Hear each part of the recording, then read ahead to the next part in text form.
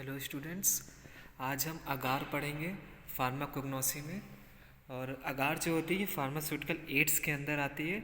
और अगार में आज हम डिस्कस करेंगे इसके सिनोनिम्स क्या होते हैं, सामान्य शब्द क्या होते हैं इसके, biological source, occurrence and distribution, chemical constituents, chemical test and therapeutic efficacy. ये चीज़ आज हम अगार में पढ़ेंगे। तो सबसे पहले हम ये अगार का सिनोनिम्स जान लेते हैं क्या होते हैं। तो सिनोनिम्स जो इसके होते हैं वो होते हैं the synonyms of agar is vegetable होता है, वेजिटेबल जिलेटिन, जेलोस, और जापान अगार होता है। ठीक, ये तीन इसके सिनोनिम्स होते हैं। उसके बाद बायोलॉजिकल सोर्स की बात करते हैं। तो बायोलॉजिकल सोर्स में क्या होता है, it is dried gelatinous substance obtained by various species of red algae. तो ये क्या होता है, ये जो अगार जो होता है ये ऑब्टेन्ड होता है, पाया जाता है रेड एल्गी से, और बाय वेरियस स्पीसीज, कुछ स्पीसीज होती हैं इसकी उसमें से ये पाया जाता है। It is obtained by various species, और रेड एल्गी से पाया जाता है। तो इसकी जो स्पीसीज होती हैं, तो पहली तो है जैसे कि जेलिडियम एमेंसी। तो जेलिडियम एमेंसी की जो फैमिली होती है वो होती है जेलिडिएसी। ठीक, जेलिडियम एमेंसी की फैमिली होती है जेलिडिएसी। दूसरी स्पीसीज होती है ग्रेसिलेरिया, और इसकी जो फैमिली होती है वो होती है ग्रेसिलेरिएसी। ठीक है, थर्ड स्पीसीज है पिटोरोक्लैडिया की जो फैमिली होती है वो होती है जेलिडिएसी। इसकी भी फैमिली जेलिडिएसी होती है। ठीक, तो ये इसका बायोलॉजिकल सोर्स है। नेक्स्ट हेडिंग है अकरेंस एंड डिस्ट्रीब्यूशन। तो अकरेंस एंड डिस्ट्रीब्यूशन में क्या होता है, दिस मरीन प्लांट्स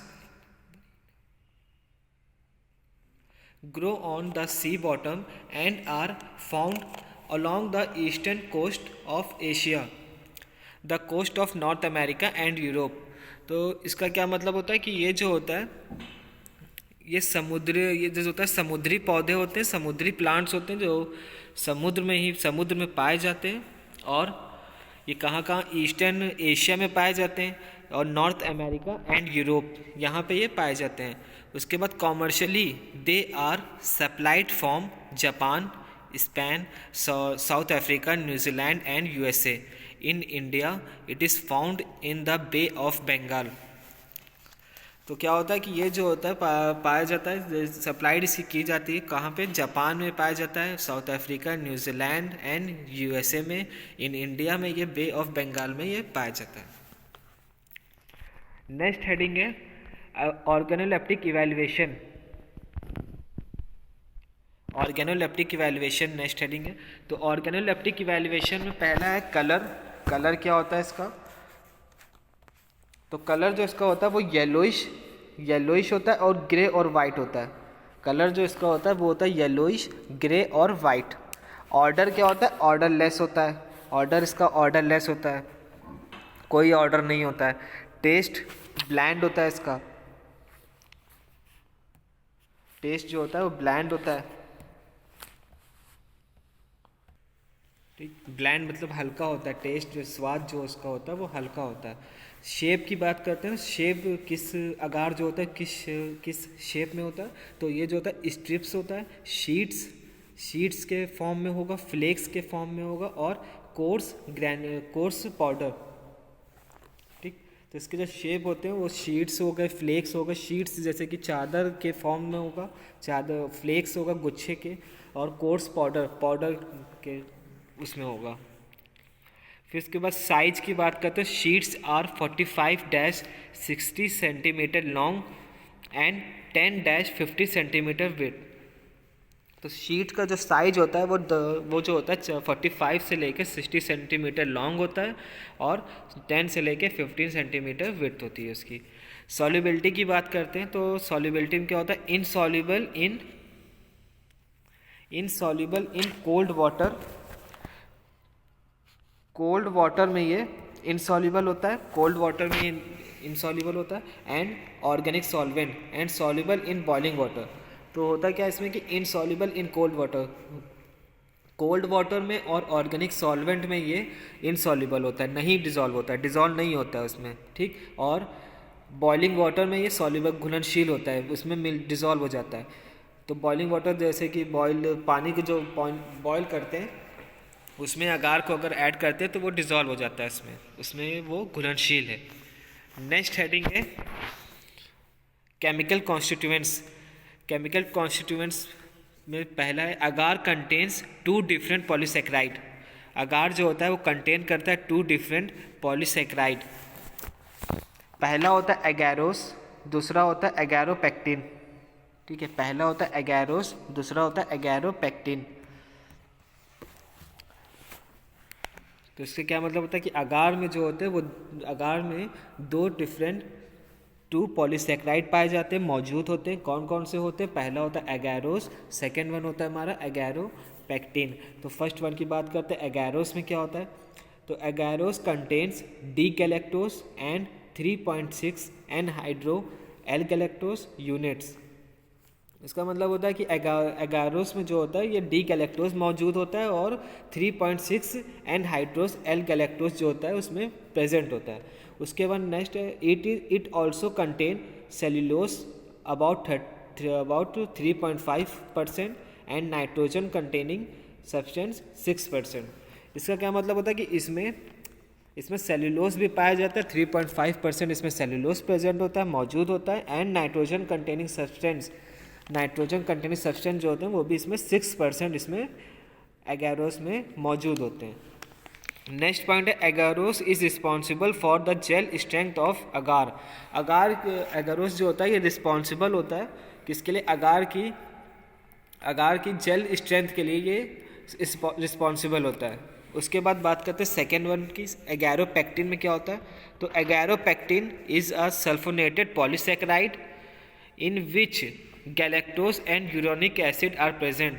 तो एगैरोपेक्टिन जो होता है ये सल्फोनेटेड पॉलीसेकेराइड होते हैं और इसमें गैलेक्टोज और यूरोनिक एसिड जो होते हैं वो मौजूद होते हैं।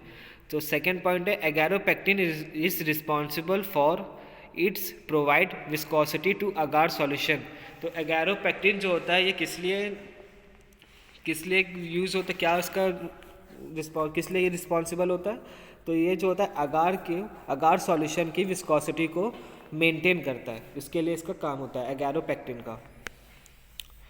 नेक्स्ट हेडिंग है हमारी केमिकल टेस्ट। तो केमिकल टेस्ट में पहला टेस्ट है हमारा on treating the agar powder with ruthenium red solution, red color is formed due to the presence of mucilage। इसका क्या मतलब होता है कि अगार का पाउडर होता है, अगार का जो पाउडर होता है उसको जब यूथेनियम रेड सॉल्यूशन के साथ ऐड करते हैं, मिलाते हैं, तो रेड कलर जो होता है वो मौजूद होता है। ठीक, यूथेनियम रेड सॉल्यूशन होता है, उसमें जब अगार के पाउडर को ऐड किया जाता है तो रेड कलर जो होता है वो प्रेजेंट होता है, मौजूद होता है। इसका मतलब होता है कि due to the presence of mucilage की प्रेजेंस होती है। नेक्स्ट दूसरा टेस्ट है हमारा on warming agar in a solution of KOH a canary yellow colour develop. ठीक, तो इस वाले टेस्ट में क्या होता है कि ऑन वार्मिंग अगार को जब गर्म करते हैं in a solution of KOH solution में अगार को जब गर्म किया जाता है, वार्म किया जाता है, तो येलो कलर जो होता है वो डेवलप होता है, येलो कलर जो होता है वो प्रोड्यूस होता है। उसके बाद थर्ड टेस्ट है हमारा 1% aqueous solution of agar is prepared in boiling water which on cooling convert into a jelly. ठीक, तो इसमें क्या होता है, एक्वस सॉल्यूशन होता है अगार का, उसको बॉईल किया जाता है, उबाला जाता है। ठीक, बॉईल किया जाता है वाटर के साथ। ठीक, वाटर के साथ बॉईल किया जाता है अगार को। उसके बाद विच ऑन कूलिंग, जब वो ठंडा हो जाता है तो वो कन्वर्ट हो जाता है इनटू अ जेली। तो वो ठंडा हो जाता है तो वो जेली के फॉर्म में बदल जाता है। फिर उसके बाद हमारा फोर्थ टेस्ट है, इसमें क्या होता है ऑन एडिंग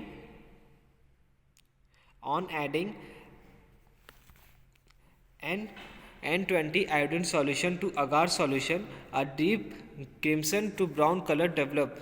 इसमें क्या होता है कि ऑन इसमें जो होता है ऐड करते हैं आयोडीन सॉल्यूशन को और अगार सॉल्यूशन को, उसके बाद डीप क्रेंसन और ब्राउन कलर, भूरा कलर जो होता है वो डेवलप होता है, प्रोड्यूस होता है।